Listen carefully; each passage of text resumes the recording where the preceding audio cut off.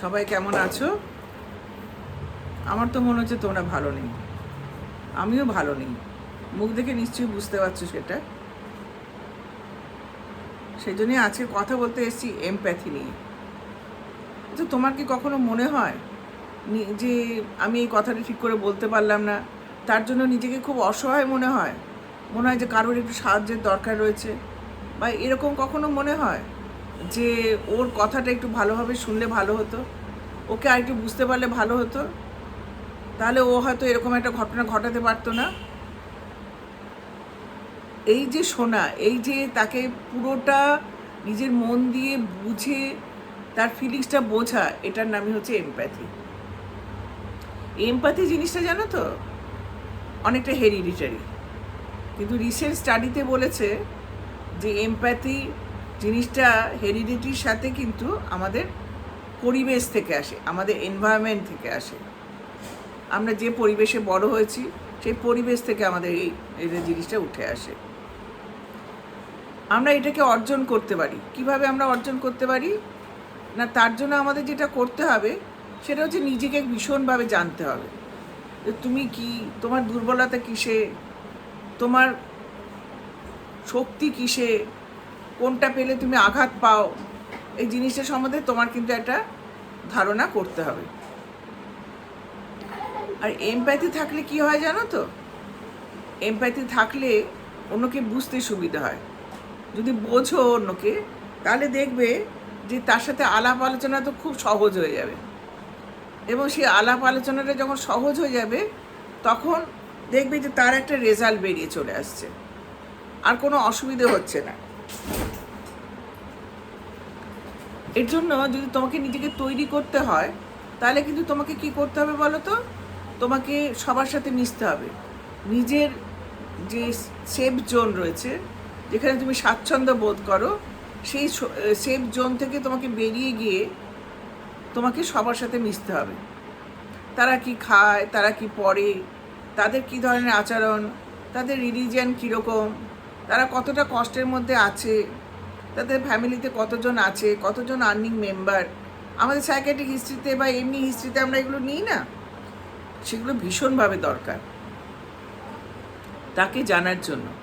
Charity begins at home, এটা তুমি তোমার বাড়িতেও করতে পারো। তোমার যে কাজের লোক আছে তার সাথে 2 ঘন্টা বসো না, তার সাথে কথা বলো, জানার চেষ্টা করো যে তার সুবিধেগুলো কী, তার অসুবিধেগুলো কী, সে কোন কালচারে বিলং করে, কবে তার বিয়ে হয়েছে, কবে সে এসেছে।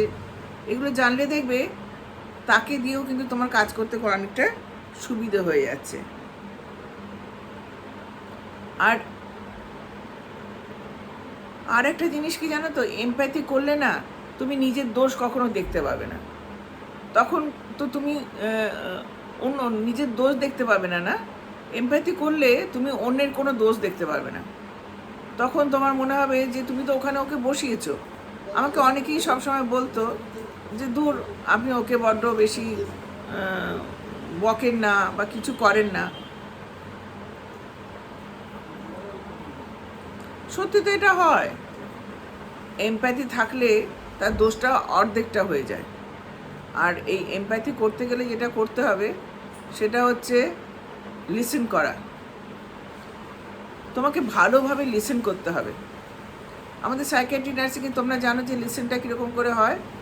তোমাকে একটা জায়গায় বসতে হবে যেখানে অন্য কেউ না থাকলে খুব ভালো, এবং তোমাকে eye to eye contact maintain করতে হবে, খুব রিল্যাক্সভাবে বসতে হবে, ওপেন পশ্চারে বসতে হবে, এবং মাঝে মাঝে তোমাকে ভার্বাল এবং নন ভার্বাল কিউজ তোমাকে দিতে হবে।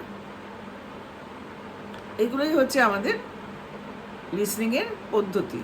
যদি তুমি কোনো একটা ওয়ার্কিং প্লেসে থাকো, তোমার কলিগের কথা এটাও তো তোমাকে শুনতে হবে, সেক্ষেত্রেও কিন্তু তুমি লিসনিংটা করতে পারো।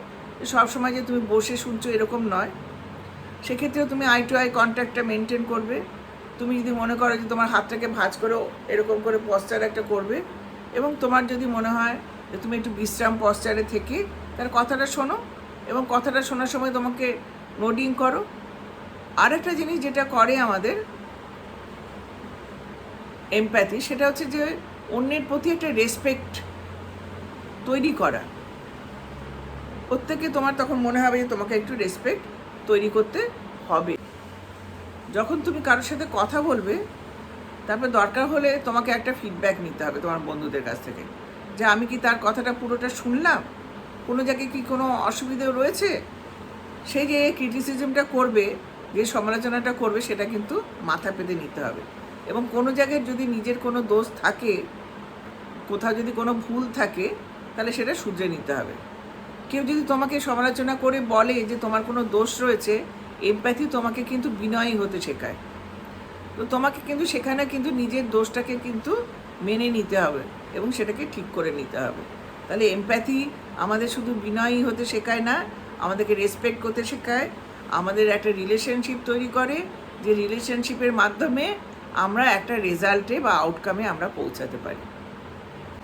এটাতে শুধু অন্যের সাথে সম্পর্ক ভালো হয় তাই নয়, এটাতে দেখা গেছে তোমাদের ম্যারিটাল রিলেশনশিপ ভালো হয়, পেরেন্টিং স্টাইলটা তোমাদের ভালো হয়, এবং তোমরা সব জায়গায় সমাদৃত হবে। যেখানে এমপ্যাথি নেই সেখানে কিন্তু ঝগড়াঝাটি আলোচনা, এইসব ঝগড়াঝাটি হবে। এটা কিন্তু হাজব্যান্ড ওয়াইফের ভেতরে, বাবা মা ছেলে মেয়ের ভেতরে, অফিসে, সব জায়গাতে কিন্তু এমপ্যাথিটা দরকার। ফিলিংস, অন্যের প্রতি ফিলিংস, অন্যের প্রতি রেসপেক্ট, একটু বিনয়ী হওয়া, যাতে নিজের রেজাল্টটা, নিজে যেটা চাইছো তোমার, সেটা তুমি বের করে নিয়ে আসতে পারো, এবং অন্যকে দোষারোপ না করা।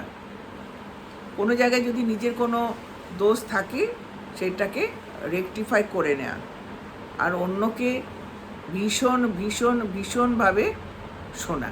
এমপ্যাথি থাকলে নিজের মতামত অন্যের উপরে চাপিয়ে দেওয়া যাবে না, তারটা শুনতে হবে, তার কাছ থেকে বের করতে হবে যে কিভাবে তার প্রবলেমটা সলভ করা যায়।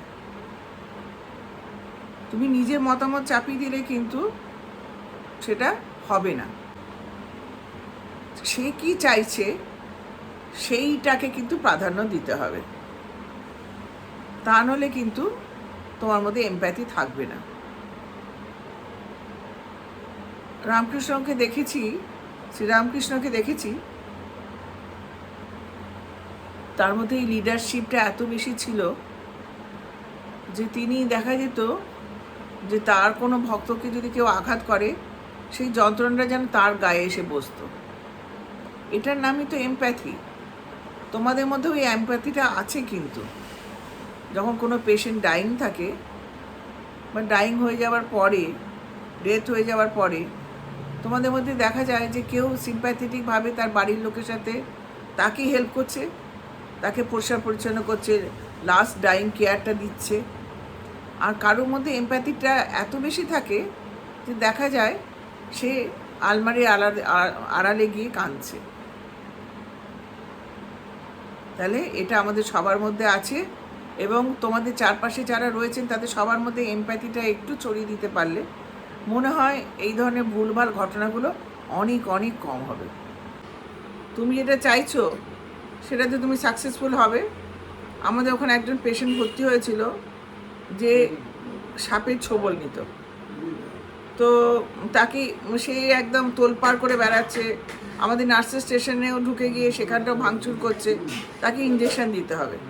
তো ইঞ্জেকশন আমরা ড্র করেছি, কিন্তু ড্র করেও আমরা তাকে দিতে পারছি না, নিয়ে নিয়ে ঘুরে বেড়াচ্ছি পেছনে পেছনে, আড়াল করে করে লুকিয়ে লুকিয়ে, যে যদি আমরা দেখি যে তাকে যদি দিতে যাই, সেটা যদি সে দেখতে পায় তাহলে সে আমাদেরকে মারবে। কি করা যায়? তখন ওখানে একজন অ্যাটেন্ডেন্স আছে, তার মধ্যে হয়তো সে তার সাথে একটা রিলেশনশিপ তৈরি করেছে, এমপ্যাথি আছে কিনা আমি বলতে পারবো না, তবে এগুলো সব কোরিলেটেড। তো যাই হোক, তখন তাকে আমরা যখন জানলাম যে সে তার বন্ধু, তাহলে নিশ্চয়ই কোনো একটা জায়গায় এমপ্যাথি কাজ করেছে। তো তাকে ডাকা হলো যে বাপন তুমি একটু বলো ওকে ইঞ্জেকশন নেওয়ার কথা। এবং একটু আগে বলছিলাম না যে একটা ড্রাস্টিক স্টেপের মতো কাজ করে এমপ্যাথি যদি থাকে, এবং তার কথাতে কিন্তু তোর অল্প ব্যথা হবে, তুই নিয়ে নে, সবাই বলছে তুই এটা নিয়ে নে, আমি তো আছি, সঙ্গে সঙ্গে কিন্তু পেশেন্ট নিয়ে নিল। আর একটা ঘটনা কি জানো তো, একবার আমাদের একজন পেশেন্ট আছে, সে বিশাল লম্বা চওড়া চেহারা, সে বাথরুম থেকে বেরিয়ে আসছে আর দাপিয়ে বেড়াচ্ছে, তাতে আমাদের যত স্টুডেন্ট আছে, স্টাফ আছে, আমি শুদ্ধ ভয়ে পালিয়ে যাচ্ছি। তাকে শান্ত করবে কে? তখন আমাদের ওখানে একজন স্টাফ রয়েছে, তার নাম হচ্ছে মানু পিকে। সে গেল, তার সাথে কি কথা বললো কানে কানে জানি না, হাতে দুটো মুঠি করে এরকম করে দেখালো যে আমাদের মধ্যে ভাব হয়ে গেছে। সে মাথা নাড়লো যে হ্যাঁ সে শান্ত হয়ে গেছে, সে বুঝে গেছে সব কিছু, সে শান্ত হয়ে গেল। তো দেখো কী রকম রেজাল্ট পাওয়া যায়। ধন্যবাদ।